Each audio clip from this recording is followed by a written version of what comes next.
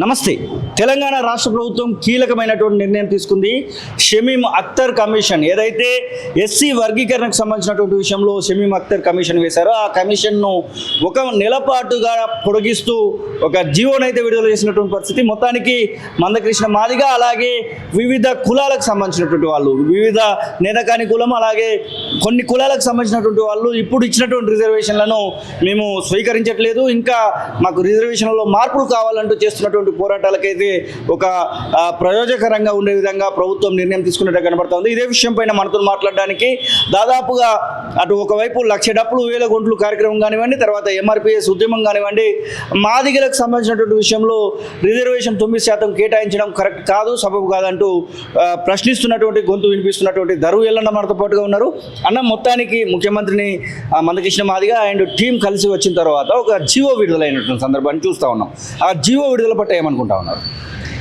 అంటే జీవో విడుదల కావడం అంటే వర్గీకరణ రిపోర్ట్, వర్గీకరణ క్యాబినెట్ ఆమోదం తర్వాత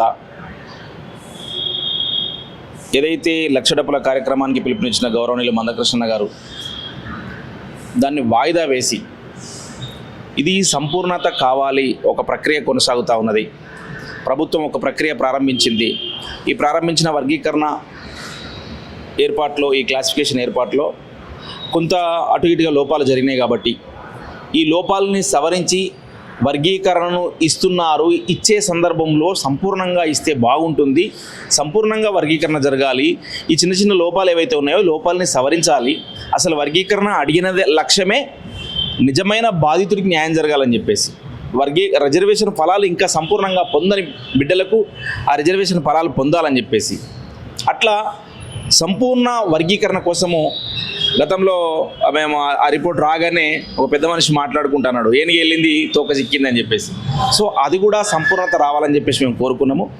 ఇలా గౌరవనీయులు మందకృష్ణ కోరిక మేరకు ప్రభుత్వం కూడా కమిషన్ యొక్క గడువును పెంచి 1 నెల రోజుల పాటు పెంచి ఈరోజు ఇంకా ఏవైతే సవరణలు ఉన్నాయో వాటిని కూడా పూరించుకునే దిశగా ప్రభుత్వం ఉండడం అనేది హర్షణీయం, ఇది శుభ పరిణామం అని చెప్పేసి నేను తెలియజేస్తా ఉన్నాను. ఇప్పుడు ఉన్నటువంటి పరిస్థితులలో చాలా కులాలు, మందకృష్ణ మాదిగ ఆ కులాలకు సంబంధించినటువంటి మీటింగ్లలో పోయి కూడా మాట్లాడుతూ ఉన్నాడు. ప్రధానంగా మనం చూస్తూ ఉన్నాం, నేతకాని కులాలకు సంబంధించినటువంటి వాళ్ళు కొంతమంది, అలాగే మాలదాసరి కులానికి సంబంధించినటువంటి వాళ్ళు, బుడగజంగాలకు సంబంధించి ఇట్లా చాలామంది కూడా మేము గ్రూప్ 3లో ఉండలేమని కొంతమంది, గ్రూప్ 1లో మా అన్యాయం జరుగుతుందని కొంతమంది, గ్రూప్ 2లో ఇంకా రిజర్వేషన్ పెంచాలని కొంతమంది, ఇట్లా చాలా రకాలైనటువంటి ప్రయత్నాలు చేస్తూ ఉన్నాం. కావాలనే మందకృష్ణ వీరిని ప్రొవోకేట్ చేసి ఈ యొక్క మీటింగ్లు పెట్టిస్తున్నటువంటి వాదనలు కూడా వినబడతా ఉన్నాయి. వాటికి ఏం సమాధానం చెప్తారు? అంటే మందకృష్ణ రెచ్చగొట్టి వాళ్ళందరినీ తీసుకొచ్చే పరిస్థితి ఉండకపోవచ్చు. ఎందుకంటే మందకృష్ణ కావాలంటే మాదిగ సామాజిక వర్గాన్ని రెచ్చగొట్టే అవకాశం ఉంటుంది, కానీ మిగతా సామాజిక వర్గాలను కూడా రెచ్చగొట్టే అవకాశం ఉంటుందా? కాబట్టి కావాల్సుకొని మందకృష్ణ గారు అందరినీ రెచ్చగొడుతారని చెప్పేసి కొంతమంది మాట్లాడడం అనేది బాధాకరము. వాళ్ళకి సమస్య ఉంది కాబట్టి మందకృష్ణ అన్ని వర్గాల కోసం నిలబడ్డాడు కాబట్టి, అరే మిగతా సామాజిక వర్గాలకు బాధ అవుతున్నప్పుడు అండగా నిలబడుతున్నాడు. ఇలా ఈ ఎస్సీ సామాజిక వర్గంలో మనం ఉపకులాలుగా ఉండబడే వాళ్ళము మనకు జరుగుతున్నటువంటి నష్టం ఏదైతే ఉన్నదో ఈ నష్టానికి మనం మాత్రమే మాట్లాడకుండా మనకు కొట్లాడే గొంతుగా కృష్ణన్న ఉన్నాడు. ఆ కృష్ణన్నతో మనం వెళ్ళి మన సమస్యను పరిష్కరించుకోవచ్చు అని చెప్పేసి మాలల సామాజిక వర్గంలో ఉన్న ఉపకులాలు కానీ, మాదిగ సామాజిక వర్గంలో ఉన్నటువంటి ఉపకులాలు కానీ ఇలా కృష్ణన్న దగ్గరికి రావడం జరుగుతూ ఉన్నది. ఇలా మందకృష్ణ పోరాట తత్వంతో ఒక ఉద్యమ స్ఫూర్తితోటి కొట్లాడుతున్నాడు కాబట్టి అది మాకేమన్నా ప్రయోజనం అవుతుందేమో కృష్ణన్న కలవడం వల్ల అని వాళ్ళు స్వచ్ఛందంగా వస్తున్నది తప్ప ఇలా మందకృష్ణ వాళ్ళందరినీ వెళ్ళి మీరు రండి అని చెప్పేసి ప్రెస్ మీట్లు పెట్టి బుడగజంగాలను పిలిచిండా, ప్రెస్ మీట్లు పెట్టి నేతకాలను పిలిచిండా, ఎవరిని పిలవలే. వాళ్ళే స్వచ్ఛందంగా మీటింగ్లు పెట్టుకొని కృష్ణన్నను రమ్మని చెప్పేసి వాళ్ళు గెస్ట్గా పిలుచుకుంటున్నారు, మాట్లాడించుకుంటున్నారు. అన్న మీ పోరాటం న్యాయమైనది, మీరు మీ పోరాటం ద్వారా ఈ మాత్రము పరిణామం జరిగింది, ఈ మాత్రం రిజల్ట్ వచ్చింది, ఇలా మాకు కొంత అన్యాయం జరుగుతుందన్న, ఈ అన్యాయం మీద కూడా మీరు మాట్లాడాలని చెప్పేసి కృష్ణన్న గారిని కోరుతూ ఉన్నారు. కాబట్టి ఇది కృష్ణన్న వాళ్ళని రెచ్చగొట్టి పిలవట్లేదు, వాళ్ళే స్వచ్ఛందంగా వాళ్ళకున్న సమస్యల పట్ల కృష్ణన్న మాకు ఏమైనా ధైర్యం ఇస్తాడేమో, కృష్ణన్న ద్వారా మాకు ఏమైనా న్యాయం జరుగుతామో అని చెప్పేసి వాళ్ళు వస్తూ ఉన్నారు.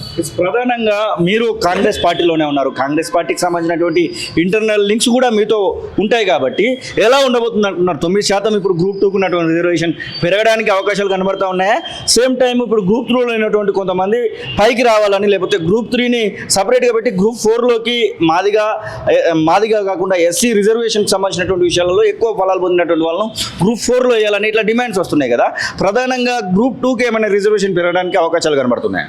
వాస్తవంగా ఇవాళ బాధిత వర్గం ఏదైతే ఉన్నదో వాళ్ళు న్యాయపరంగా మాకు రిజర్వేషన్ ఎక్కువ కావాలని కోరుకుంటారు. జనాభా దామాషా ప్రకారము, అలాగే వెనుకబాటుతనం కారణము, విద్యాపరంగా, వైద్యపరంగా, అంటే విద్యాపరంగా, ఉద్యోగపరంగా, సామాజికంగా, రాజకీయంగా, ఆర్థిక అన్ని కోణాల్లో చూసినా కూడా కొన్ని సామాజిక వర్గాలు ఇంకా అందుకోలేని స్థితిలో ఉన్నాయి. ఆ అందుకోలేని స్థితిలో ఉన్న వాళ్ళు ఇలా ఇప్పటికే రిజర్వేషన్ సంపూర్ణంగా అనుభవిస్తున్నటువంటి కమ్యూనిటీతో కలిపి ఉంచడం ద్వారా మేము మళ్ళీ కోల్పోతాము, మాకు ఈ వర్గీకరణ జరిగినా కూడా మాకు మేలు జరగదని చెప్పేసి వాళ్ళు భావిస్తూ ఉన్నారు. భావించిన క్రమంలో వాళ్ళతో ఎట్లా ఉంటారు? సో వాళ్ళు లబ్ధి పొంది మరింత లబ్ధి పొందడానికి సిద్ధమై ఉన్నవాళ్ళు కాబట్టి మాకు వారితో ఉంటే మాకు న్యాయం జరగదని చెప్పేసి ఆ సామాజిక వర్గంలో ఉన్నటువంటి ఉపకులాలు కోరుకుంటున్నాయి. కాబట్టి వాళ్ళకు కూడా న్యాయం జరగాలంటే ప్రభుత్వము దాని మీద స్పష్టంగా నేనేమంటున్నానంటే బేషాజాలకు పోకుండా ప్రభుత్వం ఒక సంచలనమైన నిర్ణయం తీసుకున్నది, అద్భుతమైన నిర్ణయం తీసుకున్నది వర్గీకరణ చేయాలని. ఇలా నేను సెల్యూట్ చేస్తా ఉన్నా మా ముఖ్యమంత్రి వర్యులు రేవంత్ రెడ్డి గారికి. ఇంత గొప్ప నిర్ణయం తీసుకున్నారంటే చిన్న చిన్న లోపాలు ఉన్నాయి కాబట్టి వీటిని సవరించేస్తే ఒక చారిత్రకంగా ఈ చరిత్రలో నిలబడిపోయే ప్రభుత్వము కాంగ్రెస్ ప్రభుత్వము. ఈ వర్గీకరణ కార్యక్రమంలో ఎవరైతే పాల్గొన్నారో వాళ్ళందరూ కూడా చరిత్రలో నిలబడిపోతారు. అట్లా ఉండాలని చెప్పేసి నేను కోరుకుంటా ఉన్నా. ఒక కాంగ్రెస్ పార్టీ సంబంధించిన వ్యక్తి కూడా నేను జరుగుతున్నటువంటి ఒక ఆశాభావం ఉన్నది. ఎందుకంటే జరగదేమో అన్నారు, రకరకాల అపవాదులు వేసారు, నాన్స్తారు అన్నారు, గిట్లనే చెప్తారు, ఎలక్షన్ల కోసం వాడుకుంటారు, ఎంతమంది ముఖ్యమంత్రి అందులే అన్నారు. కానీ రేవంత్ రెడ్డి గారు రావడంతో, సుప్రీంకోర్టు నిర్ణయం రావడంతో మాట ఇచ్చిండు. దాని తర్వాత ఏకసభ్య కమిషన్ వేసిండు, మంత్రివర్గ ఉపసంఘ కమిటీ వేసిండు.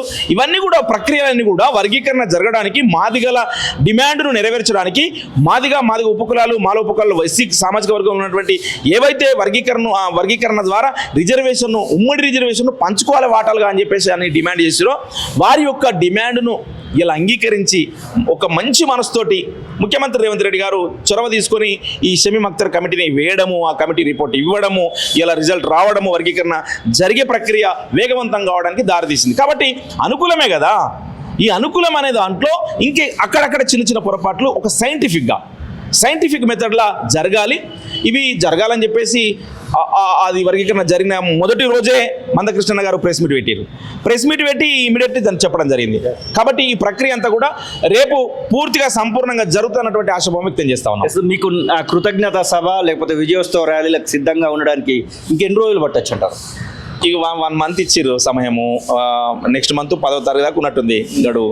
నేనేమనుకుంటుంటే ఆ గడువు లోపే ఇస్తారు ఆయన. 15 అంటే ఆ గడువు లోపే షమీం అఖ్తర్ గారు సంపూర్ణంగా లోపాలే కదా, చిన్న చిన్న లోపాలు సవరించడానికి తక్కువ టైమే పడతా అనుకుంటా ఉన్నా. అది అయిపోగానే మా లక్షల డప్పుల కార్యక్రమం, వేల గొంతుల కార్యక్రమం బ్రహ్మాండంగా జాతి బిడ్డలు, అలాగే మద్దతు తెలియపే మద్దతుదారులు, సబ్బండ వర్గాలు, లక్షల డప్పుల కార్యక్రమం పాల్గొనాలనుకున్న వాళ్ళు డప్పులు కొని పెట్టుకున్నారు. ఆ డప్పులు మోగించడానికి రేపు రేవంత్ రెడ్డి గారు ముఖ్యమంత్రిగా ఈ వర్గీకరణ సంపూర్ణత ఈ ప్రకటన జరిగిన తర్వాత గౌరవనీయులు మందకృష్ణ నేతృత్వంలో భారీ ఎత్తున లక్షలాది డప్పులతోటి హైదరాబాద్లో భారీ సాంస్కృతిక ప్రదర్శన చేయబోతున్నామని చెప్పేసి తెలియజేస్తా ఉన్నా. Thank you Yellanna. ఇది దరువు ఎల్లన్న చెప్తున్న మాటలు. ఖచ్చితంగా ముఖ్యమంత్రి పైన, తెలంగాణ రాష్ట్ర ప్రభుత్వం పైన నమ్మకం ఉంది. షమీం అఖ్తర్ కమిషన్ మాకు ఏదైతే మేము చెప్తున్నటువంటి ఈ యొక్క విషయాలు ఉన్నాయో వాటన్నింటినీ పరిగణలోకి తీసుకొని మరొక రిపోర్ట్ను సిద్ధం చేసి ప్రభుత్వానికి అందజేయడానికి సిద్ధంగా ఉన్నటువంటి మాటను చెప్తున్నాయి. ఇక ఖచ్చితంగా నమ్మకం ఉంది, ఇటు మాదిగలకే అలాగే ఉన్నటువంటి 59 కులాలకు కూడా న్యాయం చేస్తారు తెలంగాణ రాష్ట్ర ప్రభుత్వం నుంచి అని చెప్పేసి వారైతే చెప్తున్నటువంటి సందర్భం చూస్తూ ఉన్నాం. కెమెరా పర్సన్ నవీన్తో కలిసి శ్రీనివాస్, కాలోజీ, హైదరాబాద్.